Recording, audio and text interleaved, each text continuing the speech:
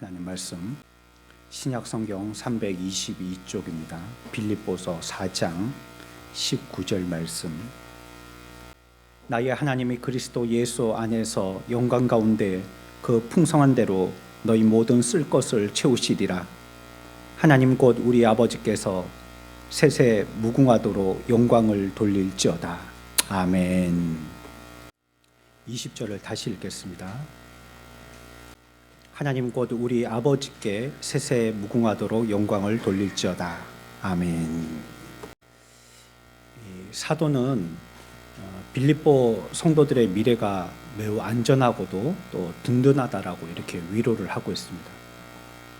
무슨 일이 생기든지요, 어떤 상황 가운데 있다 할지라도 하나님은 풍요로우시고 또 부요하시기 때문에 우리의 필요한 모든 것들을 그분이 다 채우시고, 또 그 채우시는 분은 친히 그분이 채우실 것이기 때문에 걱정하지 말라고 안심하고 그들에게 당부하고 있습니다. 하나님이 우리들에게 이와 같이 역사하여 주실 줄 믿습니다.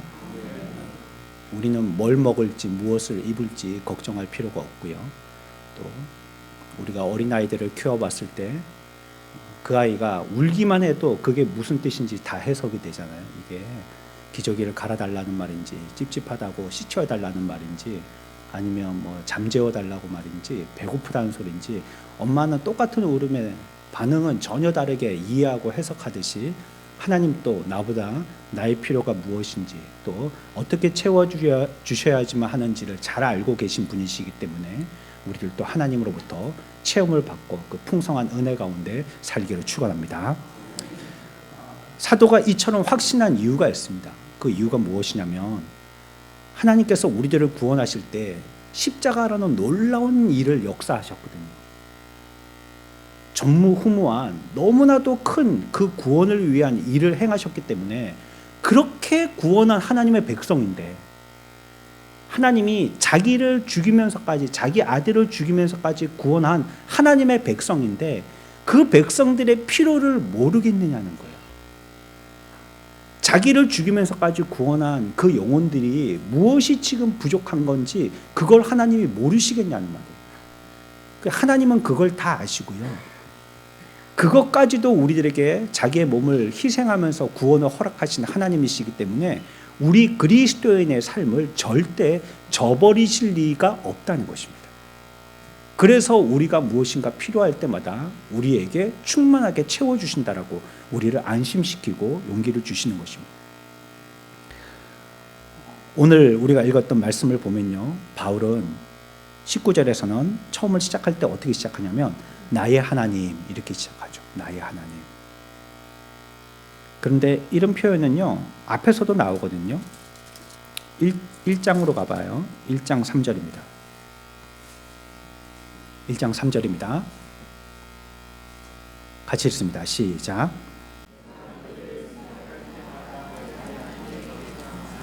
네, 이게 바울 사도의 어떤 습관이고 특징입니다.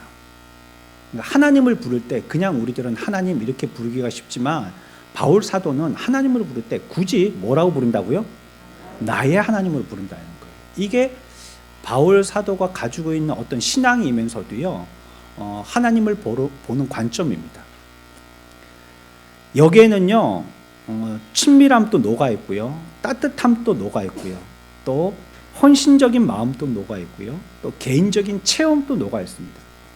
근데 이제 우리가 바울이 우리들에게 이와 같이 하나님을 소개할 때 나의 하나님으로 소개했다면 그 이유가 있을 거라는 말이에요. 굳이 하나님이라고 그냥 이렇게 앞뒤 말 다 떼고 부르지 않고 나의 하나님으로 부르고 또 그것을 반복하여서 우리들에게 얘기한다면 그런 특별한 이유가 있을 거예요. 우리가 왜 그러는지를 잠시 한번 살펴보는 것이 필요하다고 생각합니다. 이 나의라는 말하고요, 하나님이라는 말하고요, 이 두 말이 합해진 게 나의 하나님인데요, 이 두 조합이라는 것은요, 이 사도 바울이 신앙생활을 할 때에 그가 무엇을 중심하였는지를 보여주는 단어이기도 합니다. 다시 말한다면 사도 바울은요, 경험과요, 교리를 완벽하게 어우러진 삶을 살았다라고 얘기할 수 있는 거예요. 오랫동안 교회를 어지럽혔던 문제가 있습니다. 교회의 질서를 파괴했던 문제가 있어요. 그것은 교회의 과거의 역사에서부터 지금까지도 대두되고 있는 문제입니다. 그 두 요소가 있는데 그 무엇이냐면 하나만을 강조하는 것인데요. 너무 경험만을 강조한다든지요. 또 어떤 사람들은 너무 교리만을 강조하는 겁니다. 이것이 오늘날까지도 교회를 혼란케 하는 주제가 되고 있습니다. 이 두 개가 조합을 이루고 조화를 이루어야 되는데 어떤 부류는 너무 경험만을, 개인적인, 어떤 부분은 너무 객관적인 지식만을 강조하는 것입니다.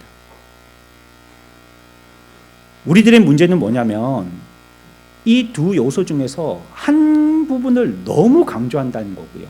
그러면서 나머지 부분을 전혀 무시한다는 겁니다.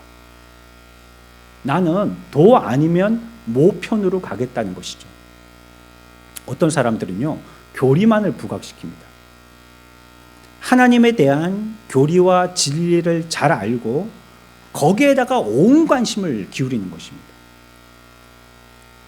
그래서 이들은 하나님에 대해서 말할 줄 알고요, 또 교리도 잘 해석할 줄 알고요, 학식과 지식이 많고요, 식견도 높습니다. 하지만 이들이 관심과 흥미를 가지는 분야는요, 어떤 부분에서는 학문적인 거죠. 이론적인 거죠. 마치 이제 과학을 연구하는 사람들이요, 그 분야에서 탐구하는 이 진리를 탐구하고 싶은 마음이 있는 것처럼요, 이들도 하나님에 대해서 접근할 때 어떤 학문적인 탐구 정신으로 접근하는 겁니다. 그로 인한 부작용은 뭡니까? 저학력자들, 어려운 말을 잘 이해 못하는 사람들, 공부 많이 못하는 사람들, 교리에 대해서 그렇게 많은 깊은 신학을 갖고 있지 못한 사람들, 이런 사람들에게는 다가가기 어려운 신앙이 되고 마는 겁니다. 거기다가 어려운 말만 하다 보니까 그 신앙이 너무 무미건조해지는 거예요. 그래서 이런 말을 듣게 되면 그 말은 나하고는 좀 동떨어진 이상의 어떤 세계가 있는데 나는 좀 근접할 수 없는 추상적인 말로 들리기가 쉽죠. 그런가 하면 또 다른 극단으로 치우치는 사람들도 있습니다. 이 사람들은 어떤 사람이냐? 개인적인 체험만을 우선시하는 사람입니다. 내가 어떤 계시를 받았다, 이런 사람이 있죠. 꿈에 하나님이 나타나서 무슨 말을 했더라는 거 있죠. 성경책을 딱 폈더니 그 말씀이 눈에 쏙 들어오더라는 거 있죠. 이런 거. 평소에는 성경을 안 읽다가 그럴 때만 탁 펼치니까 쏙 들어오는 겁니다. 그러니까 어디에 가서 기도를 하는데 무슨 소리가 들렸더라 하는 사람들 있죠. 그러니까 이 사람들에게는 그와 같은 하나님과 직접적으로 만난 개인적인 경험이 너무 큰 겁니다. 그러면서 교리는 전혀 모른다고 얘기하고요, 교리를 마치 적대시하면서 관심조차도 가지지 않으려고 하는 겁니다. 오히려 똑똑한 말을 늘어놓지만 개인적인 체험은 한 개도 없는 사람들이라고 신학자들을 비판해버립니다. 그 신학 무슨 쓸데 있냐고, 그게. 어려운 말만 하고 신학자들이나 신학 교수들이나 하는 말이지 그게 우리 성도들에게 무슨 필요 있는 거냐고.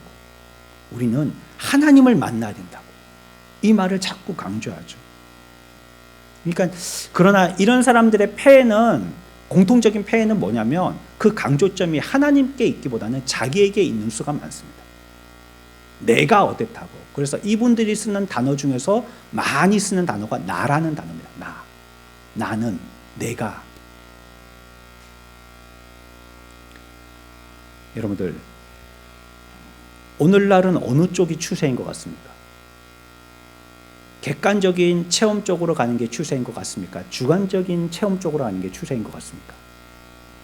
제가 볼 때는 후자입니다. 개인적인 주관 쪽으로 가는 게 오늘날 교회들의 추세입니다. 그래서 많은 성도들이 여기에 흥미를 갖고 여기에 모이는 것들을 보게 되어져요. 그런데 바울의 탁월함이라는 것은 무엇일까요?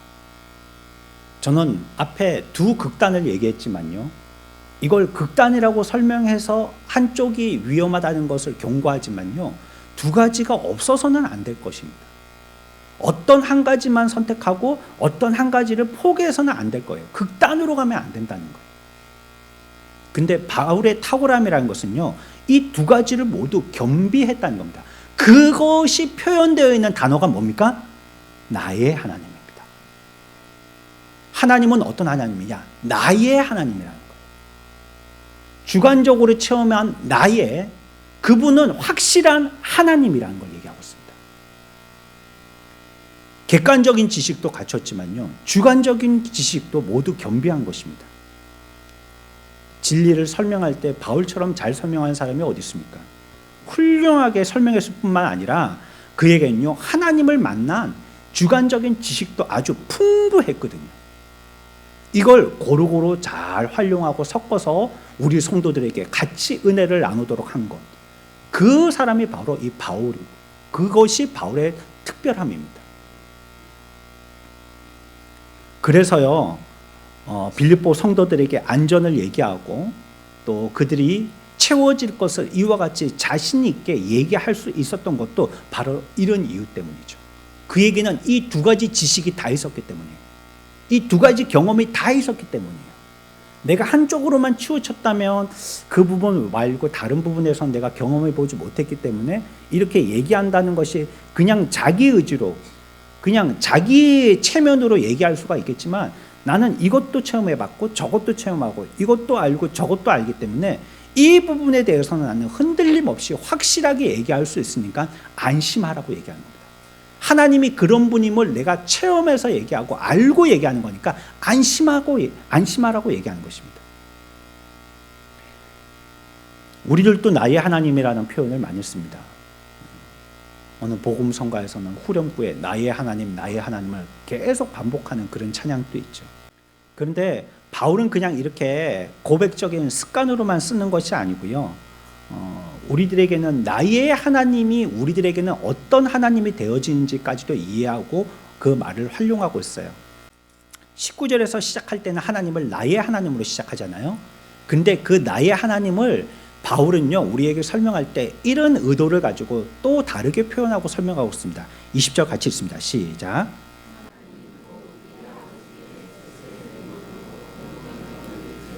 아멘. 이게 바울 혼자의 하나님으로 그치면 안 되겠다고 생각한 겁니다. 그냥 나만 경험하고 나만 아는 하나님이 되는 건 내가 만족이 안 된다는 거예요. 그래서 그 하나님이 어떤 하나님이 되었으면 좋겠습니까? 우리의 하나님이 되기를 원합니다. 이런 은혜가 저와 여러분들에게 있기를 축원합니다. 바울이 경험했던 그 하나님은요, 바울만 경험한 하나님으로 그냥 문서적인 하나님으로 맞추면 안 됩니다. 그 하나님은 이 시대에 예배하고 있는 오늘날 이 현장에 있는 저와 여러분들의 하나님이 되어야 되는 것입니다. 그리고 그와 같은 하나님이 될 거라고 성경은 얘기하고 있고요, 바울이 확신시켜주고 있는 것입니다. 먼저 우리가 생각해 보죠. 나의 하나님이라는 것이요, 사도는요, 자신이 경험한, 바로 경험으로 안 하나님이라고 얘기하고 있습니다. 이 하나님은 내가 경험으로 안 하나님이라는 거예요. 우리들은 하나님을 제대로 알지 못하고요, 하나님을 예배한다고 하면서 사실 미신을 믿는 경우들이 많습니다. 예전에 제가 부교육자로 있던 교회에 어떤 세 가족이 등록을 했는데요, 이분이 불교 신자였죠. 불도였죠. 그러다가 이제 종교를 바꿔서 기독교로 예수님을 믿기 시작했는데요, 근데 예습성이 남았어요. 그래가지고요, 그분이 교회 이쪽 편에 사시는데요, 시장을 보신다고 저쪽 편으로 가실 때요, 교회 앞을 지나가게 되잖아요. 교회 대문에 딱 서서 앞에 있는 십자가를 보고 이렇게 절을 하고 시장 가시고, 또 시장 봐 오실 때에도 시장 바구니 옆에 놔두고 이렇게 절을 하고 또 집으로 가시고, 그런 장면을 봤습니다. 저희 사택에 높은 데 있었거든요. 그래서 웬만한 성도들이 지나다니는 건 다 보였거든요. 우리들은 그걸 하나님을 섬기는 정성이라고 생각하는데요, 그러나 바르게 하나님을 섬기는 모습이 아니었죠. 그리고 또 어떻습니까? 우리가 하나님을 섬길 때 이렇게 말을 많이 듣습니다. 정성껏 하나님을 섬겨야 된다고. 정성껏. 우리말에도 그런 말이 있지 않습니까? 지성이면 감천이라고. 우리가 정성을 다하면 하나님이 감동하실 거라고. 근데 그거는 성경적이지는 않습니다. 그러면 우리가 정성을 다하지 않으면 그럼 하나님은 어떻게 반응하신다는 거예요? 감동하시지 않는다는 말이잖아요. 그럼 내가 리모컨을 가지고 하나님을 다 조절할 수 있다는 거예요. 내가 이렇게 하면 하나님이 이렇게 되고 저렇게 하면 저렇게 되고. 물론 우리가 온 마음을 다해서 하나님을 예배해야 되는 것은 성도로서의 마땅한 도리인데요. 지성이면 감천은 아니고요. 하나님은 치정의 하나님은 아니세요. 아덴 사람들이 그랬거든요. 사도행전 17장을 보죠. 그들이 하나님을 아는 지식은 어떤 거였었냐면 요 정도 수준이었습니다. 17장 22절과 23절입니다. 우리 다 같이 읽습니다. 시작.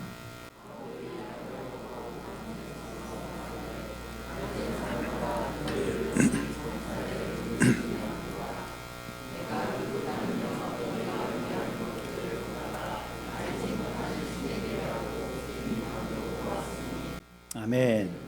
그들이 하나님을 아는 것은요, 그냥 막연한 힘으로 안 거예요. 그냥 이 하나님이라는 분이 인격적으로 어떤 분이신지를 안 게 아니고요, 그냥 어떤 큰 힘의 존재라고 알고 있었던 거예요. 그러니까 여러 이름도 모르고 섬기는 많은 신들 가운데에서 한 분으로 알고 있었다는 것입니다.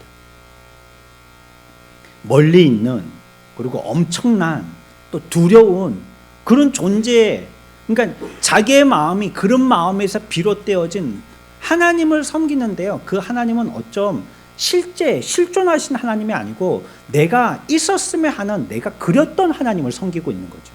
그게 이와 같이 아덴 사람들이 신앙생활을 했던 태도였던 것입니다. 하지만 바울이 예배하고 바울이 신앙생활을 했던 것은 이런 미신적인 신앙이 아니었습니다. 하나님은요, 그에게는 정말로 실제하는 하나님이었어요. 하나님과 바울은 어땠냐? 하나님과 함께 동력하고 같이 일하고, 또 하나님과 대화하고, 하나님과 교통하고, 하나님과 인격을 주고받을 수 있었던 것입니다. 철학자들이 신에 대해서 많이 얘기하거든요. 하지만 그들이 말하는 것은 어떤 추상적인 대상입니다. 그리고 그들이 부를 때는 그냥 궁극적인 실체, 아니면 절대자, 이렇게 하면서 하나님을 부르죠.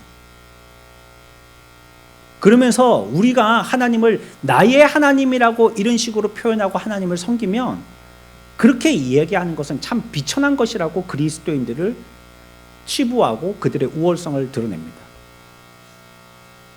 그러니까 이들은요, 철학의 하나님하고 바울이 신앙생활할 때 섬겼던 하나님하고를 헷갈려 하는 것입니다. 혼돈하고 있는 거죠. 또한 바울이 말하는 하나님은요, 신학자들이 얘기하는 어떤 신학적인 틀에 묶여있는 하나님이 아닙니다. 신학을 부정한다는 말이 아니고요. 물론 그 하나님은 철학에서 얘기하는 하나님보다는 조금 더 진보한 개념의 하나님입니다. 하지만 이 또한 바울이 얘기하는 하나님은 아닙니다. 그냥 지적인 사람들이요, 성경이 위대한 책이라고 하니까, 성경이 세계의 베스트셀러라고 하니까 이 책을 연구하고 접목시켜서 그 교리를 가지고 설명하면 하나님을 알 수 있다라고 접근하는 방식으로 공부하는 겁니다. 소설에 등장하는 인물들을 우리가 계속 책장을 넘기다 보면 그 사람이 정말로 생생하게 실존하는 인물같이 느껴지지 않아요. 하지만 사실은 소설에 나오는 그 인물은 실제가 아니죠. 허구죠. 우리들도 신학으로 잘못 하나님을 이해하게 되어지면 이 허구의 하나님으로 하나님을 바꿔서 생각하기가 쉽다는 거예요. 잘못된 하나님으로 접근하여서 하나님을 이해하기가 쉽다는 것입니다. 하지만 바울에게 하나님은 정말 실제하는 하나님이었죠. 우리가 눈에 보는 것처럼요, 우리가 만지는 것처럼 정말로 실제하는 하나님으로 섬겼습니다. 그래서 바울은 그 하나님을 얘기할 때 나의 하나님이라고 얘기합니다. 내가 진짜 어떤 일들이 있을 때마다 그 일들을 들어주신 하나님, 또 그 일들에 대해서 내게 해결책으로 말씀하여 주신 하나님, 또 나에게 그 길을 인도하여 주시는 하나님, 그 길이 어두울지라도 빛으로 그 길을 환하게 비추어 주신 하나님, 위로해 주신 하나님, 실제의 하나님으로 바울은 하나님을 섬긴 것입니다. 그러니까 내가 아는 분, 그리고 내가 직접 아뢰 수 있는 분으로 하나님을 섬기는 사람이 바로 바울이었죠. 그리고 그 하나님이셨습니다. 그러니까요, 바울은요, 그냥 안 것으로 그친 게 아닙니다. 그 하나님과 교제하고 교통을 했기 때문에요, 뭐라고 표현하고 있냐면요, 하나님을 자랑스러워하기까지 했어요. 하나님의 힘과 능력과 무한한 영향력을 알고 있었지만요, 그 앞에서 떨지 않았어요. 우리 이렇게 절 같은 데 가보면요, 등산할 때 말이죠, 일부러 가지는 마시고 절 같은 데 가시면 이렇게 딱 들어갈 때 보면 이 앞에 일주문 큰 게 서 있지 않습니까? 거기 들어갈 때 보면 양쪽에 막 눈을 부라린 이상한 괴물 같은 이 큰 거인들이 막 창을 들고 막 포크 같은 거 들고 막 칼 같은 거 들고 막 우리를 갖다가 막 잡아먹을 듯이 이렇게 보지 않습니까? 근데 그 문을 통과할 때 우리의 마음에 경외심이 생기는 거예요. 내가 왠지 내 죄를 저 그냥 부리부리한 눈으로 다 그냥 투명하게 다 꿰뚫고 보고 있는 것 같고, 내 속에 죄를 갖다가 다 알고 뭐라고 얘기할 것 같고 막 두려운 마음이 생기죠. 일단 그 문을 통과할 때 벌써 우리의 마음이 조금 겸비해지는 거죠. 그런 걸 노리는 거죠. 하지만 바울은요, 하나님에 대해서요, 하나님이 그와 같이 그냥 우리의 상상이나 철학이나 신학적인 하나님이어서 내가 지나갈 때 그런 하나님이시구나 하고 이렇게 두려워하는 마음을 가지고 떨면서 하나님을 자꾸 피하고, 하나님께 나는 자꾸 억제받고 있고, 하나님이 나를 갖다가 어떻게 지배하고 계시는 이런 하나님으로 그냥 의기소침한 이런 하나님이라고 얘기하고 있지 않은 거예요. 그렇다면 하나님을 자랑스러워할 수가 있겠어요? 그 앞에 오히려 떨지 않고요, 그 하나님을 오히려 사람들에게도 나타내고 싶어하는 그런 하나님으로 그는 느끼고 있었다는 거예요. 요한복음 14장 봅시다. 여기에 대해서 바울은요, 하나님은요, 우리에게 그분이 어떤 분이신지를 말씀하고 있는데요, 우리가 바울과 같은 마음을 가지고 소개하고 계신 이 하나님을 우리도 같은 태도로 임하는 것이 필요하겠습니다. 요한복음 14장 9절 말씀입니다. 같이 읽습니다. 시작.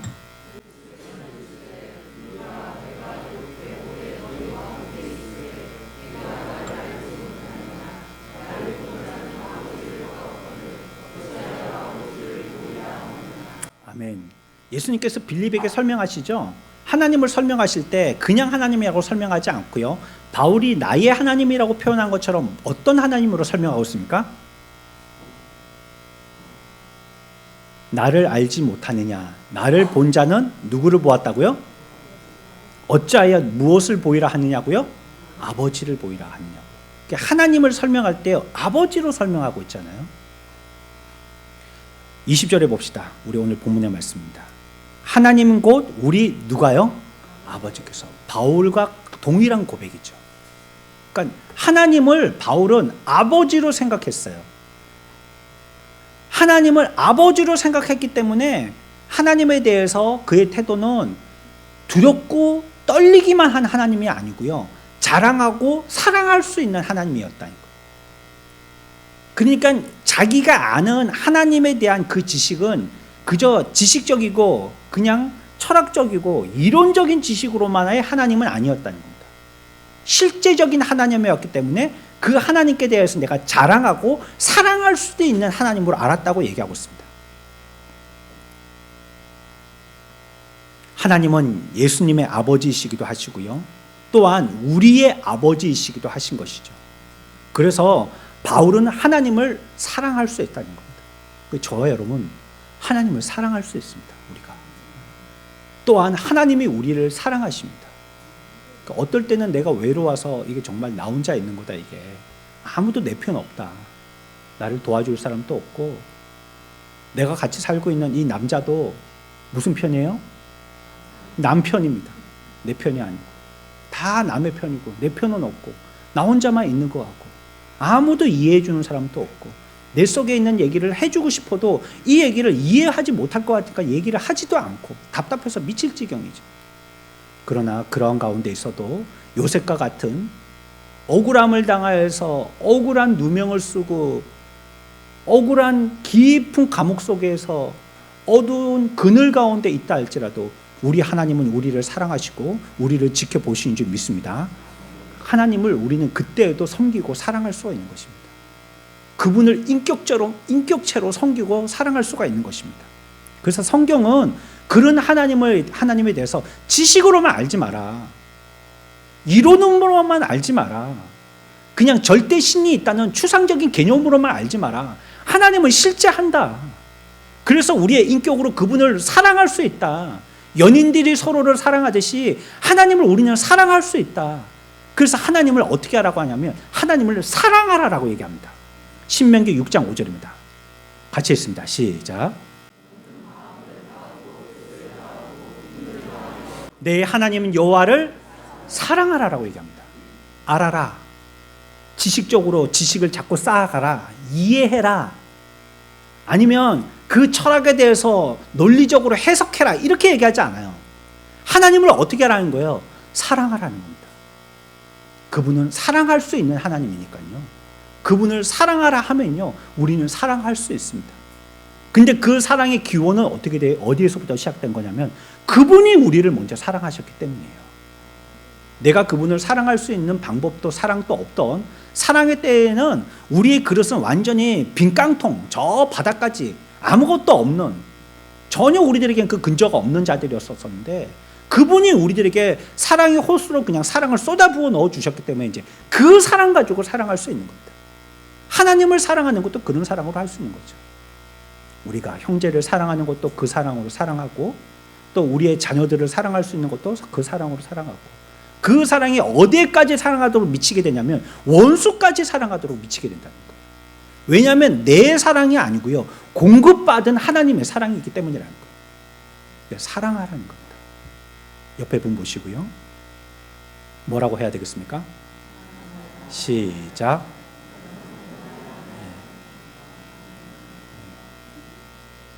부부간은 잘 안 하시려고 하시네요. 예전에 많이 하셨기 때문이겠죠. 이해합니다. 잘못 얘기하면 맞는다 하대요. 남편하고 부인한테 괜히 사랑합니다 했다가는 주먹이 날라온다 하대요. 그러니까 상황과 형편을 잘 살피고 해야 됩니다.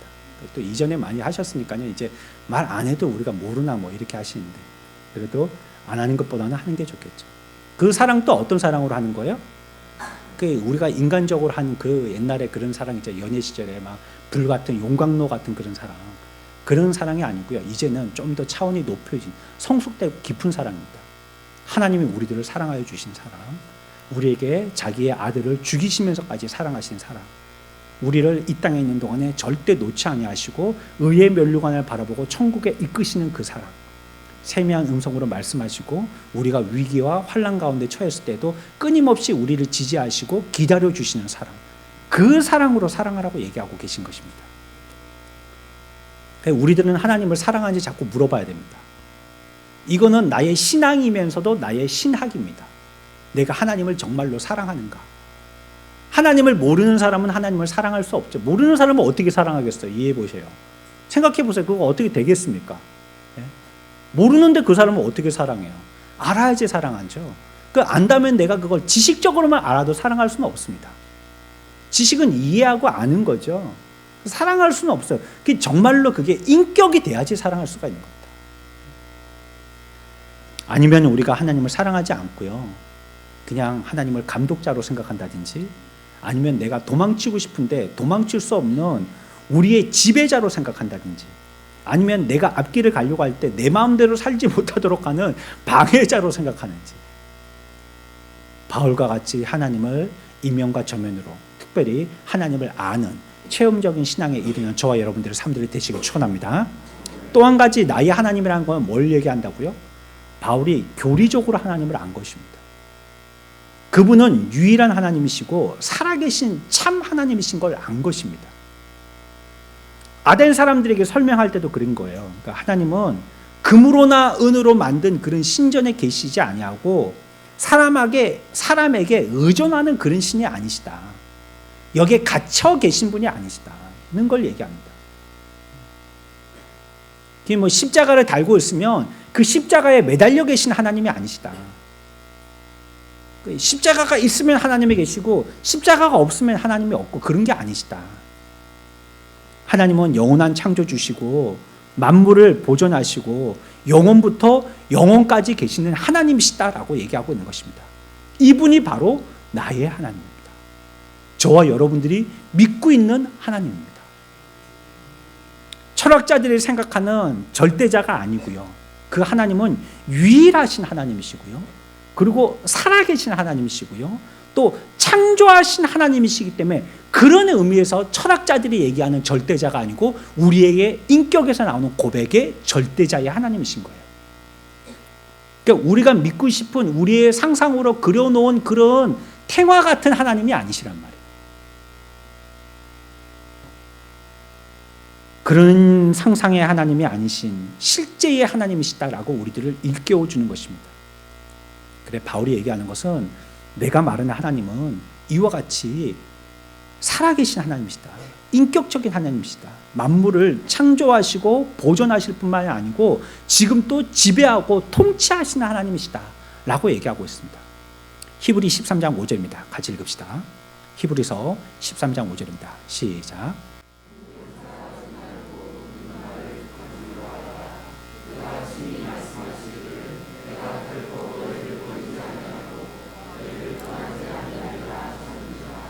아멘. 하나님은 우리를 버리지 않고 나를 떠나지 아니하시는 분이신 줄 믿으시기 바랍니다. 어떨 때는 나를 외롭게 할 때가 있거든요.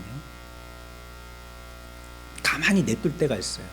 정말 내가 상한 마음 가운데 있도록 해두실 때가 있어요. 가만히 두실 때가 있단 말이에요. 너무 내 상황은 열악하고 힘든데도 그렇게 하실 때가 있단 말이에요. 왜 그렇게 하시냐면 하나님이 내가 자꾸 죄의 습성을 가지고 세상으로 떠내려가려고 하니까 다리 몽댕이를 분질러 버리는 거예요. 그래서 내 발로 걸어서 세상으로 가지 못하도록. 그래서 하나님 주변에 앉혀주는 거예요. 세상으로 흘러 떠내려가니까 자꾸. 다리가 부러진 건요, 너무 마음이 상하는 거예요. 내 심령은 너무 상하는 거예요. 그러나 그것은 하나님의 나를 구원하려고 하시는 하나님의 열심 때문에 벌어진 일입니다. 내 마음이 상하는 것은 하나님이 나를 구원하시려고 하시는 뜨거운 사랑 때문에 일어난 거예요. 그 우리가 육신으로 체험하기는 그때 너무 외롭단 말이에요. 너무 힘들단 말이에요. 그때는 하나님이 나를 그만큼이나 사랑하시는 줄로 이해하셔야 됩니다. 그리고는 하나님이 나를 그냥 버려두지 아니하셔요. 결국은요, 그 사람을 구원하신단 말이에요. 결국은 그 사람을 이끌어내신단 말이에요. 이 하나님이 우리의 하나님이라고 지금 바울은 고백하고 있는 것입니다. 하나님은 언약의 하나님이잖아요. 신명기에 보면 특별히 그런 표현들이 많이 나옵니다. 하나님은 약속의 하나님이라는 표현이 정말 많이 나옵니다. 사도가 말하는 하나님은요, 우리 인간들을 향해서 큰 목적을 갖고 계시고 구원의 큰 계획을 갖고 계시고 또한 이걸 자기 혼자만 감싸 안고 우리에게 알려주시지 않은 비밀의 하나님이 아니라 우리에 대한 큰 사랑과 계획들, 큰 목적들을 갖다가 우리들에게 보여주시는 하나님이시래요. 그걸 계시라고 하지 않습니까? 우리들에게 열어서 보여주시는 하나님이시라는 겁니다. 그렇기 때문에 그 하나님을 안 우리들은 이면으로도 저면으로도 하나님을 알고 이해하고 만났기 때문에 그 하나님을 바울과 같이 고백할 수 있는 겁니다. 무슨 하나님이라고요? 나의 하나님이라고 고백할 수 있는 겁니다. 이게 누가 시켜서 되는 게 아니잖아요. 우리는 언제부턴가 하나님을 믿으면서 그 하나님을 나의 하나님으로 믿기 시작하였습니다. 나의 하나님이라고 고백하기 시작했고요. 내 입술에서 고백하는 그 기도도 나의 하나님이라고 기도하기 시작했습니까? 그게 어디에서 온 겁니까? 그 하나님을 만나고 체험했기 때문이죠. 또 그 하나님을 그와 같이 배우고 익혀서 이제 충분히 인격적으로 이해했기 때문인 것입니다. 그래서 하나님은 그러한 자들에게 내가 그들의 하나님이 되시겠다라고 말씀하는 겁니다. 예레미야 31장 33절 말씀입니다. 시작.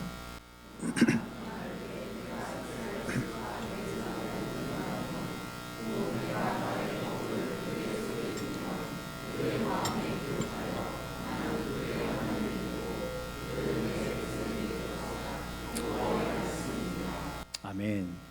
너희의 하나님이 되겠다는 것.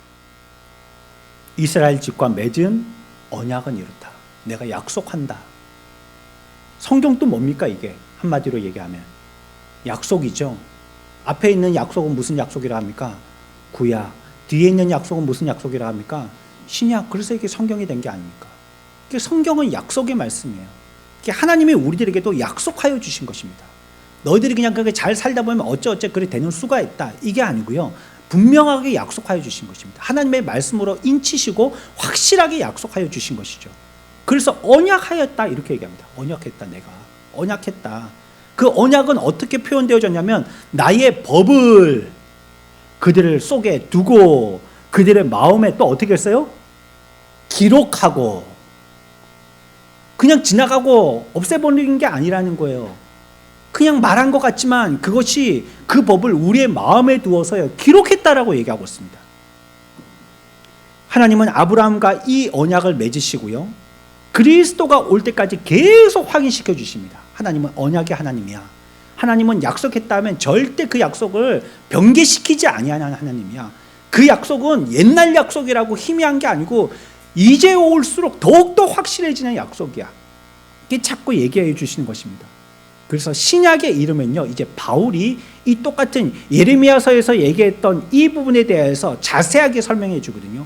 그 언약이라는 것은 이 언약을 얘기하는 거야 라고 설명해 줍니다. 그게 고린도 후서 6장의 말씀입니다.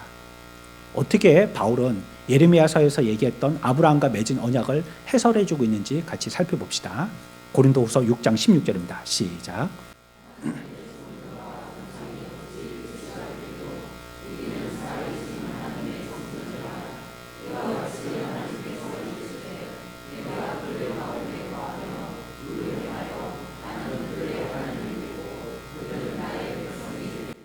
아멘. 하나님이 우리 가운데 거하여서요 어떻게 해요? 나는 그들의 하나님이 되고 그들은 나의 백성이 될 거라는 겁니다.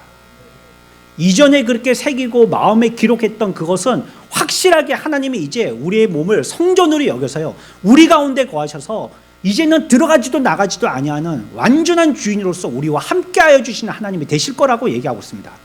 우리 믿는 자들에게는 이게 확실한 증거고 표시인 것입니다. 그러니까 뭐예요?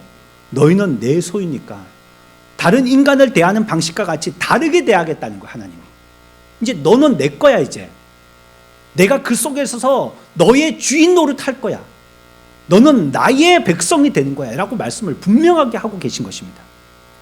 그러니까 여기에 대해서 경험했던, 이것을 알게 되어졌던, 그리고 또 선지자나 예언자들로부터 우리들에게 구전으로 내려오고 가르쳤던 말씀들이 여기에서 하나님이 우리들에게 깨닫게 하여 주셨던, 우리들을 보게 하여 주셨던 그 하나님으로 우리가 체험했던 그 하나님을 바울이 경험했으니까요, 빌립보 성도들이 어려움과 고난과 환난 가운데 있을지라도요 그 장래에 대해서 걱정하지 말라는 거예요.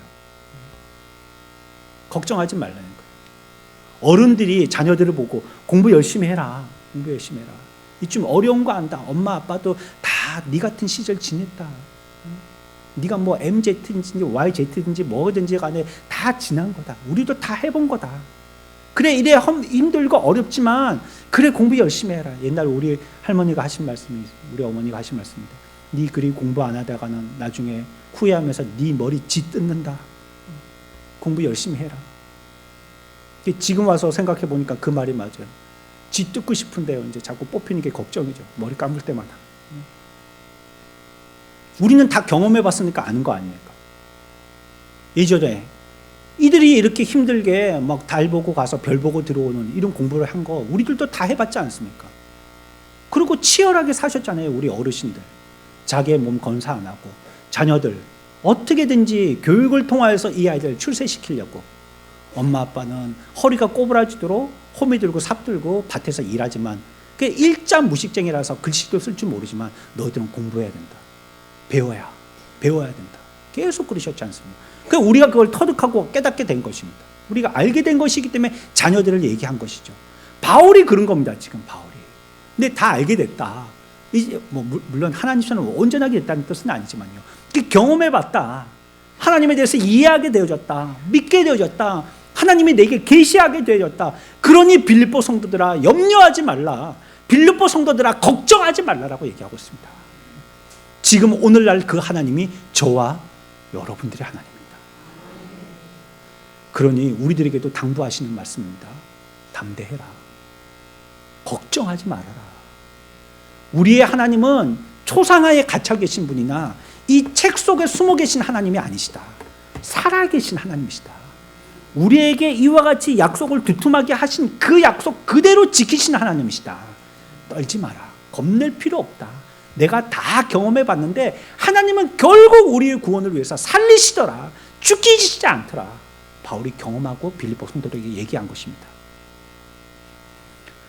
하나님은 우리들에게 어떻게 했습니까? 우리가 오늘 오후에도 헌신 예배를 하는데요. 무슨 예배라고요? 헌신, 하나님 앞에 헌신을 다짐하는 것 아닙니까? 근데 오해하지 마십시오. 첫 헌신은 하나님이 우리들에게 하신 것입니다. 하나님이 우리를 사랑하셔서 예수 그리스도를 우리를 위해서 헌신하신 것입니다. 그러니 그 사랑을 본받고 우리들도 하나님 앞에 내 몸을 헌신하는 것입니다. 그래서 언약이라는 것은요, 어떤 겁니까? 쌍방이 같이 하는 겁니다. 약속은. 그렇잖아요? 계약서 쓸 때 누가 씁니까? 사는 사람도 파는 사람도 같이 씁니다. 가운데 중간에 날인하고 사인하고 잘라가지고 영수증 같은 거 주고받고, 요즘 뭐 카드 쓰면은 지지직 하면 뭐 그거 없애주세요 이렇게 얘기하고, 아니면 뭐 그냥 문자로 띵 오니까는 영수증을 많이 안 쓰지만 저는 영수증 그거 꼬치꼬치 다 받거든요. 결국 집에 와서 버리더라도. 요번에도 MT가 왔고요, 점심때 마지막 날 밥을 먹고 왔단 말이에요. 샤브샤브 집에 가서 배부르게 맛있게 잘 먹고 왔는데 밖에서 기다려도, 한참을 기다려도 우리 청년들이 안 나오는 거예요. 아, 이 빌딩이 커서 길을 잊어버렸다 얘들이. 어디가 나가는 구멍인지 모르고 맴돌고 있구나. 한참을 밑에서 기다려, 한 10분을 기다린 거예요. 추운데. 그래서 어떻게 됐는지 전화하는 순간에 내려온 거예요. 그래서 이유를 들어보니까 영수증을 꼬치꼬치 살펴보다 보니까 1,000원을 더 냈다는 거예요. 1,000원을. 그래서 그 1,000원을 받으러 올라간 겁니다. 내가 회장답다 그랬어요. 회장은 그래 해야 된다. 회장은 꼬치꼬치. 우리는 그냥 먹고 배부르면 그냥 뭐 1,000원을 더 냈는지 덜 냈는지 이만 쑤시고 나오는데, 회장은 다 살펴봐야 된다. 그래서 꾸역꾸역 1,000원을 챙겨서 나왔더라고요. 그렇습니다. 우리가 하나님에 대해서도요, 하나님을 그냥 두리뭉실하게 알아서는 안 되죠. 분명하고 확실하게 하나님을 알아야 되는 것이고요, 하나님의 약속은요, 우리들에게 그와 같이 확실하게 말씀하여 주시는 것입니다. 나의 하나님이라는 이 말에는요, 자신이 직접 검증해 본 하나님이라는 뜻이 있는 것입니다. 하나님은 그분의 심오한 특징을 알았을 뿐만이 아니라 우리의 모든 쓸 것을 채우시는 하나님이시라는 것도 알게 된 것이죠. 그래서 자신의 모든 인생을 그분께 걸었다라고 얘기한 것입니다. 이 언약을 보니까 너무나도 확실한 언약이 있는데, 그분과 내가 약속한 그 확실한 가운데서 아무것도 한 번도 실패해 본 적이 없기 때문에, 그러니 나는 여기에 내 모든 것들을 걸었다라고 고백하는 겁니다. 여러분들도 그리스도에게 여러분들의 인생을 걸으시기 바랍니다. 그 사람은 도박을 하고 있는 게 아니고 이미 승리한 사람입니다.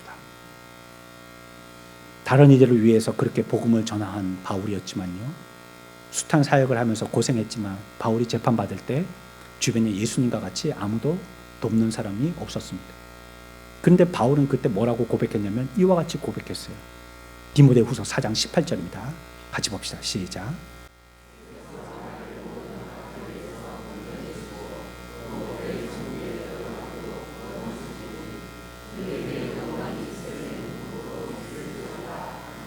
아멘.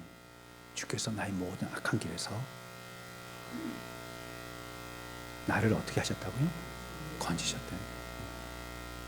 저와 여러분들이 어떤 악한 길을 걷는다 할지라도, 어떤 악골골짝을 지나간다 할지라도, 외로운 빈들을 지나간다 할지라도 그곳에서 하나님은 나를 건지신다. 이 바울의 고백입니다. 주님은 우리를 결코 버리시지 않고 떠나시지 않는다는 겁니다. 우리에 대해서는 전혀 멀리 떨어져 계시는 저 외국에 계신 하나님, 이 책 속에만 계신 이론적인 하나님, 누가 경험했다고 하는데 나는 그냥 그걸 이야기로만 들은 제3자의 하나님이 아니시라는 겁니다. 내게 직접 찾아와 주시고 나를 버리시죠, 떠나시지도 않는 하나님이시라는 겁니다. 사도는 말합니다. 빌립보 사람들아, 나의 이 하나님이 너희 모든 쓸 것을 채우실 것이다. 하나님은 실망시키거나 실수하지 아니하시는 하나님이시다. 내가 이처럼 하나님에 대해서 말하는 것은 내가 하나님을 알기 때문이다. 내가 그 하나님을 사랑하기 때문이다. 나는 분명히 내 인생을 걸고 그 하나님을 확신할 수 있고 보증할 수 있다. 여러분, 이런 의미에서 저와 여러분들의 하나님, 바울의 하나님이 그런 하나님이 되어야 되지 않겠습니까? 그렇다면 이 하나님을 어떻게 경험할 수 있습니까? 하나님을 알 수 있는 사람은요, 결코 자기의 힘으로는 하나님을 알 수 없다고 고백하는 사람입니다. 그 사람이 하나님을 알 수 있습니다. 하나님께 자신을 맡기고 오직 책임져 주시기를 구하는 사람, 그 사람이 하나님을 알 수 있습니다. 내가 오른쪽으로 틀고 내가 왼쪽으로 틀고 가고 싶을 땐 내가 가고 쓰고 싶을 땐 내 마음대로 쓰는 사람은 하나님을 나의 하나님으로 부를 수 없습니다. 하나님께 굴복하십시오. 이미 굴복했다면 하나님의 말씀을 신뢰하십시오. 우리의 얼마 남지 않은 인생을 걸고 그분에게 모든 것들을 헌신하십시오. 하나님은 순종하는 자들에게 성령을 주실 줄 믿습니다. 바울의 하나님은 곧 저와 여러분들의 하나님입니다.